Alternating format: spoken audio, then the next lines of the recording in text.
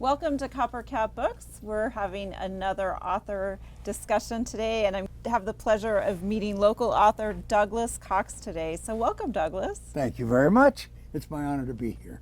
When was the moment you decided to be an author? Oh my gosh. I'm no doubt that I was 3-4 years old. Really? Yes.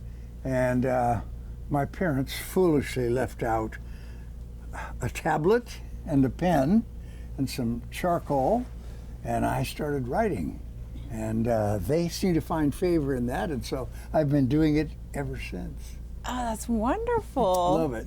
Oh, that's great. I love it. And also, having been in the recording business, which I loved and sometimes write about in my books, I discovered that you don't last long when you're a speaker on stage. So for 50 years, I've been speaking on stage all over the world, and you could speak to 17 people or 17,000 people, and when you're all done, you go back to your hotel room and they all go home and it's over.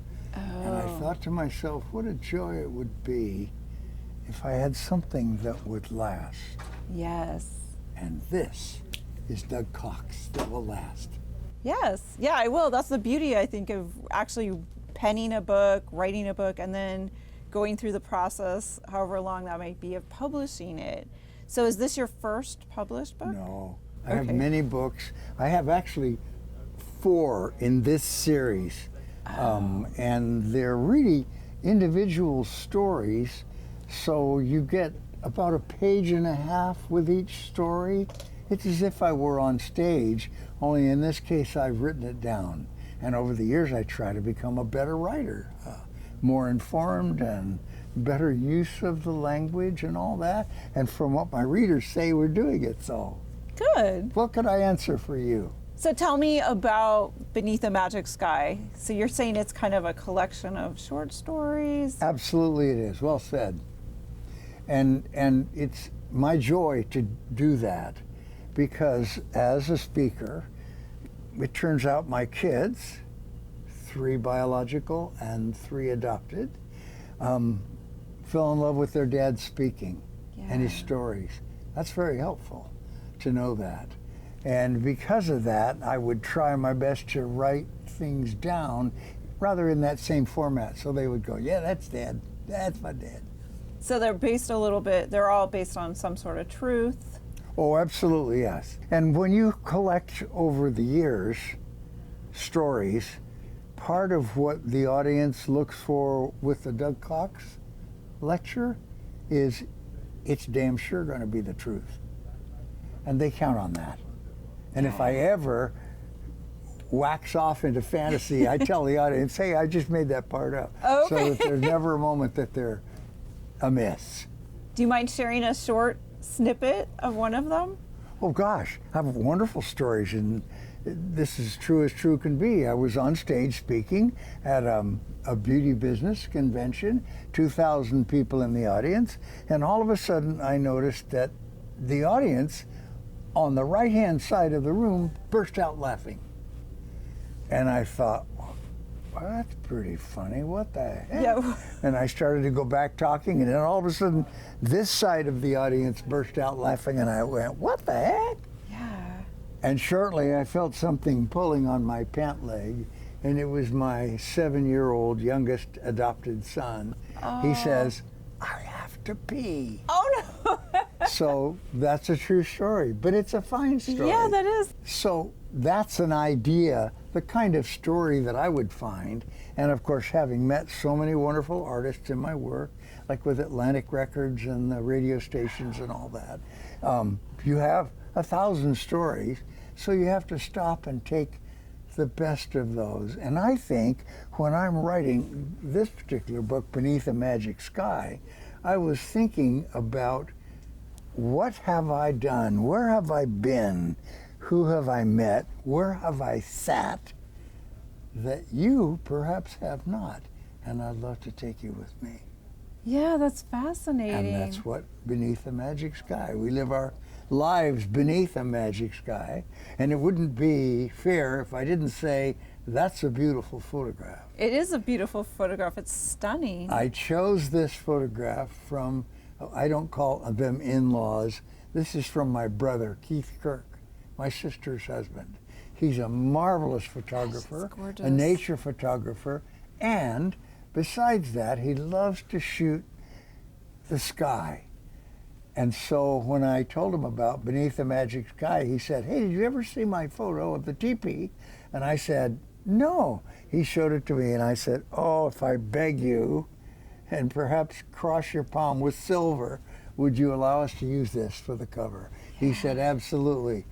And so here we are, Beneath a Magic Sky. And that, I think, kind of totally sums up just what you're telling a little bit about the book. Yes. It's like when you think back to the people that used the teepees long, years and years ago, they were gathering around to hear stories, stories from the elders, hear stories, and the kids are all glued like, there's bits of wisdom in there, there's bits of humor, there's bits of sadness. And I heard from Keith the other day, I said, "Once again, thank you for sharing your beautiful photograph." And he wrote back and said, "Well, this is in Santa Cruz." And he said, "It's up on the top of the mountain there, and they've just taken the teepee down."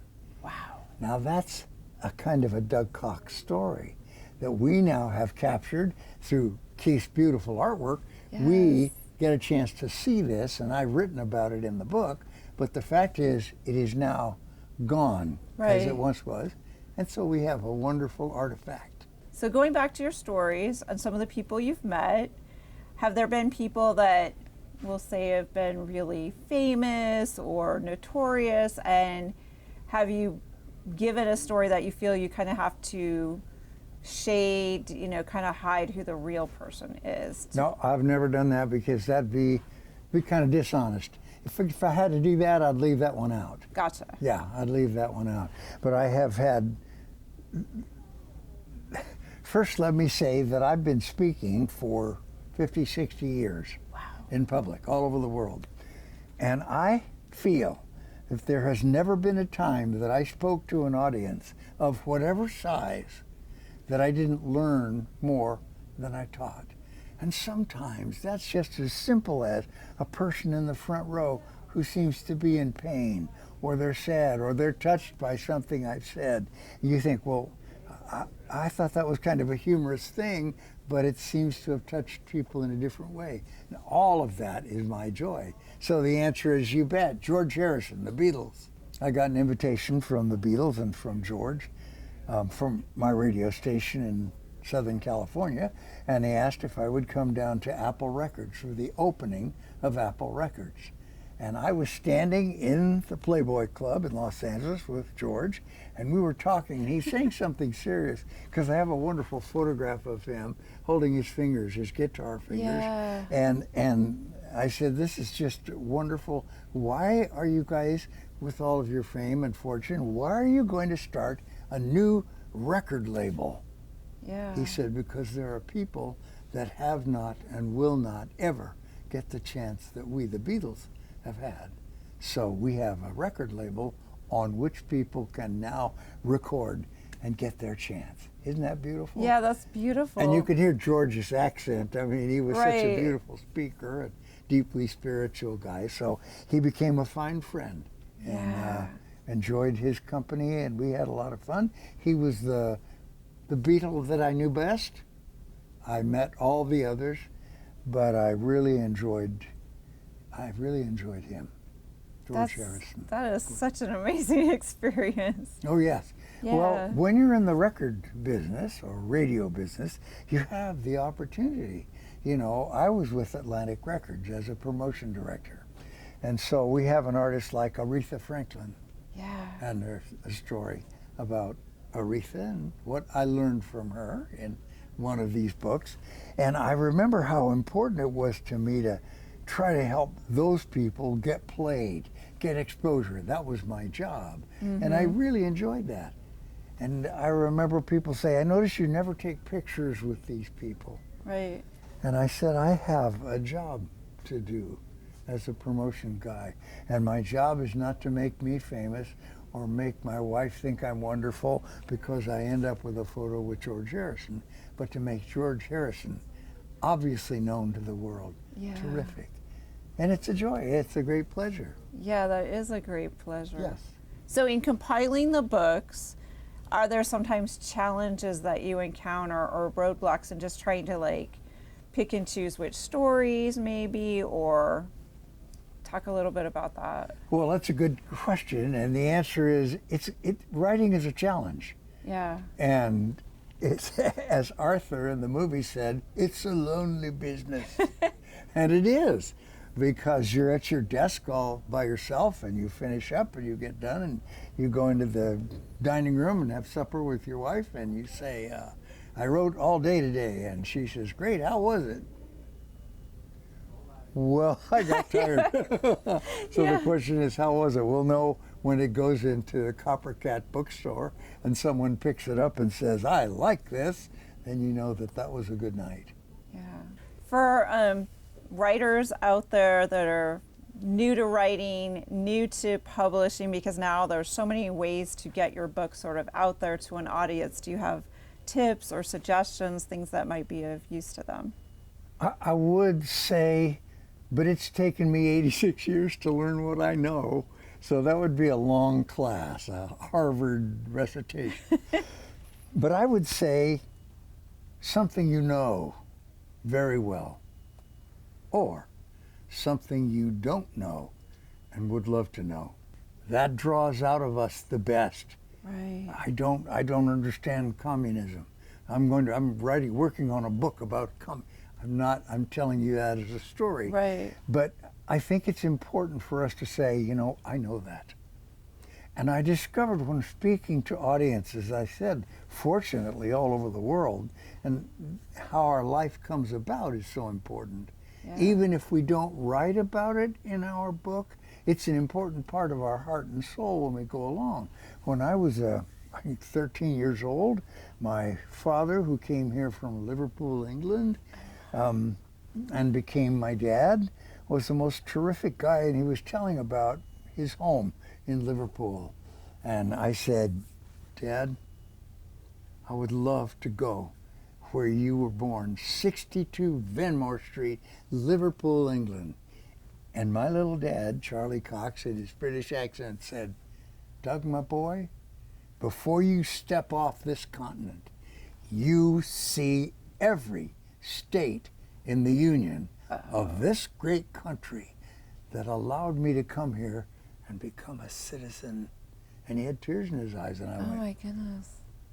okay, Dad, I'm going to do it. And I did. I've spoken in every major city in America, every secondary city in America, and then we got off the continent and did some other things too, but I kept my word to my dad. And it was so important. And that, having boundaries of a country, you say, well, I'm going to tell a story about, you can always talk too much, and I certainly have been known to do that, but the fact is, if you keep bringing it back to the boundary, there's a moment when you're writing and you'll draw a red line through and you say, it's a better book now because I got rid of that. So as a writer yourself, do you tend to free flow your writing with your stories, or do you plot it out? What is kind of your personal process? Why? Free flow. Although I discovered once somebody said, would you come and speak to our company? I went, what in the world would I speak about? I'm an old rodeo cowboy. What would I know? And he said, well, no, you know, you stories, you've been places, you've done, and you should come and talk to us. And I had to think, well, what would I say? I really didn't know. And then I thought, I'm going to ask some questions and see if that brings the answer to what I might say in a seminar. And the first question was, what is the best thing that you and your company are doing right now? And they talk to me. I want to hear about that.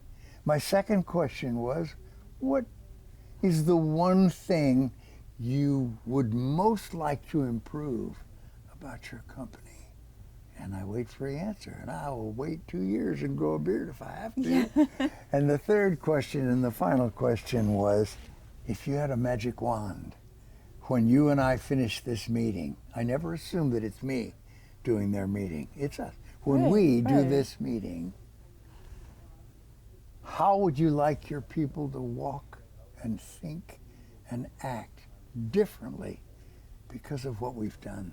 That is room for a pause. Right. They stop and think for a long time about what I asked, and when they finally give that answer, I have the answer to everything I need to know to do not just a good job, but a great job on stage with them. And I do that with books as well. Nice. Same process. So although I'm a free-form writer, all of my stories, most of my stories, I would say, come from something I saw. I love to walk the streets of Sun City. That's my home. Right. And I love to meet the people. The first book in this was called Shaboom, and it was about the fact that I was walking down the street one day and saw one of our neighbors that I did not know, and I said, "Howdy, I'm a cowboy, I don't know any better." And this fellow looked at me and he said, "Well, I'm above ground." Oh, no. And I thought, oh boy, I hope somebody shoots that guy before he gets home, poor Right. fella. Oh no, yeah. And I realized then that people in our community and that community very often don't look forward, hopefully. And what you look forward to is what you're going to get. Yeah. So. Well, tell us about Las Vegas a little bit. I think it's surprising to me that Las Vegas is such a pool of local authors. Well, it's a wonderful place. I will tell you a surprising story. Yeah. I dreamt of living in Santa Barbara and Carmel, Beautiful places. and I was living in Carmel, and I fell in love with this charming, dark-haired lassie, and I called and said, if I were to come over for a visit, would you allow me to come a-courting? And so she said, I might. And so I came a-courting, and it took. And we just celebrated our 35th anniversary, and we're still newlyweds and happy as can be. And so that's how I got to be in Las Vegas. I love that. This is Congratulations. a wonderful city. We're asked a lot, you Yes. you come from Carmel? You're kidding, you're going, I know. stop, no. This is our home, this is our joy. Santa Barbara's there, we Right. just went there Right. for a visit. Carmel is there, we're going there next spring. But this is home. There's something so magic about the desert. If you go to these wonderful bookshelves in this gorgeous Copper Cat store that I love so much, you will find Native American writing and thoughts. Yeah. And you will notice that many of those books and stories, dances and songs, are about the desert.